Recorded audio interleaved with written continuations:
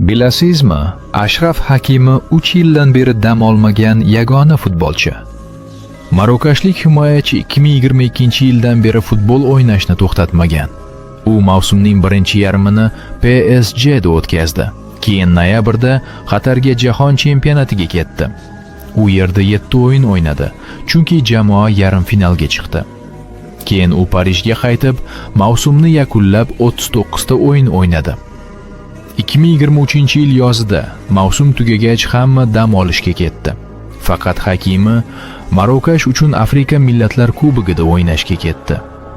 2023-2024 mavsumida u PSG uchun mahalliy liga, kuboklar va Chempionlar Ligasida 40 ta o'yin o'ynadi.